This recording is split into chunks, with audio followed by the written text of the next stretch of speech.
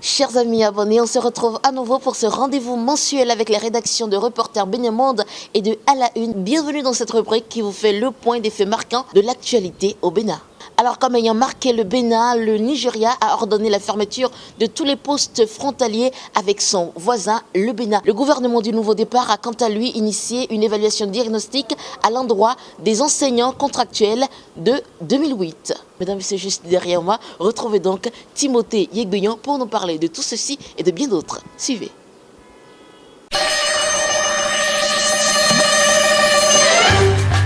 La nouvelle est tombée et fait grand bruit tant du côté de la population que des autorités. La frontière semi-craquée du côté du Nigeria est fermée. Une fermeture unilatérale qui crée d'énormes désagréments aux usagers et opérateurs économiques. Une fermeture constatée par les autorités béninoises ce mardi 20 août. Cette décision unilatérale du grand voisin de l'Est n'est pas sans conséquence. Le coût de l'essence aux abords des voies a immédiatement flambé, passant de 325 à 600 francs, voire 700 francs par endroit. Impossible de traverser la frontière de part et d'autre, ce qui crée le pourrissement des produits agricoles et des manques à gagner pour les commerçants. 28 jours durant, les usagers de cette frontière devront patienter la réouverture. Cette fermeture qui vise, selon les autorités nigérianes, le renforcement de la sécurité transfrontalière pour lutter contre le terrorisme, le banditisme armé, la contrebande et la prolifération des armes à feu.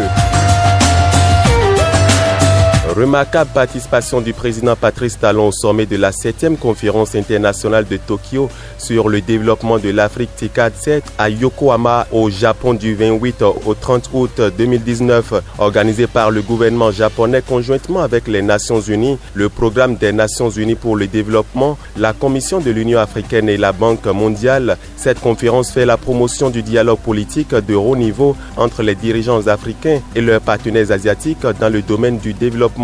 Placé sur le thème « Faire progresser le développement de l'Afrique en recourant au peuple, à la technologie, à l'innovation ». Cette rencontre se définit comme la foi du Japon en Afrique.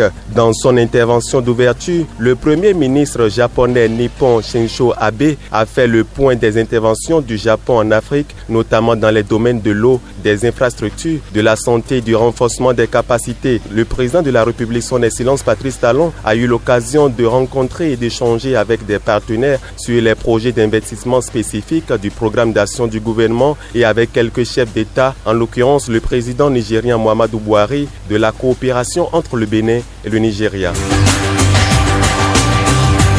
Ce samedi 24 août, les enseignants communautaires reversés en agents contractuels de l'État en 2008 étaient appelés à se faire évaluer dans le cadre des réformes engagées dans les sous-secteurs de l'enseignement primaire et secondaire par le gouvernement de la rupture. Contrairement au boycott appelé de tous vœux par certaines centrales syndicales, les ACE de 2008 ont massivement répondu à l'appel dans les différents centres de composition sur toute l'étendue du territoire national, même si on déplore quelques cas d'absence et de perturbations qui sont enregistrés et vite maîtrisée par les forces de la police républicaine. Cette évaluation a été une réussite à l'actif du gouvernement. Le secrétaire général de la Confédération syndicale autonome CSA Bénin, l'une des 6 centrales et confédérations syndicales, Ansel Amoussou, s'est réjoui du fort taux de participation. Je suis satisfait du taux de participation qui montre clairement que contrairement à ce que certaines personnes pensent, les travailleurs ne sont pas des dupes et savent très bien retrouver leur intérêt quand ils sont en jeu.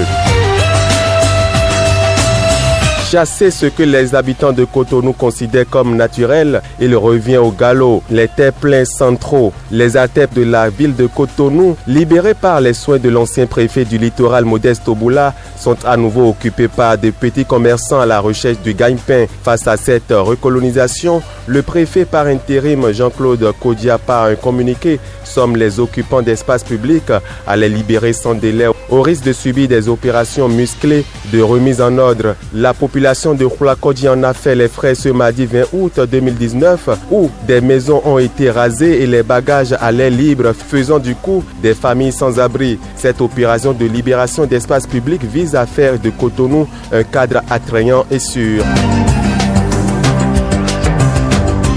Le président Patrice Talon et son gouvernement ont bénéficié de quelques jours de congé, un moment de relaxation intervenu après les manifestations de la fête nationale de l'indépendance, bien loin des train-train quotidiens du palais de la présidence ou des ministères. Le fait marquant de ces quelques jours de congé est le baptême du fils du ministre de la Culture et des Sports, Oswald Romeki, ce samedi 24 août, qui a fait le tour de la toile. On pouvait identifier parmi les invités de marque une pléiade d'artistes, la première dame Claudine Talon et son fils, et surtout le parrain de l'événement, l'ancien international camerounais Samuel Eto'o, accompagné de son épouse Georgette. La présence de Donkla Mabalo du parti USL n'est pas passée inaperçue. En effet, Donkla Mabalo, pour soutenir son frère, a rangé du côté les querelles et intérêts politiques.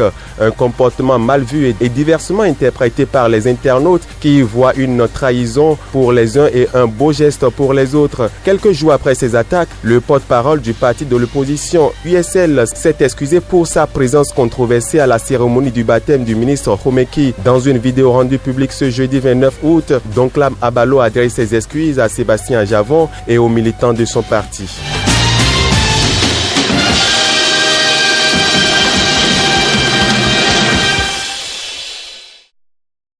Mesdames, Messieurs, merci d'avoir suivi avec Timothée Yegbeignan ce retour sur les principaux faits ayant marqué l'actualité au Bénin. Quant à moi, je vous souhaite un excellent mois de septembre.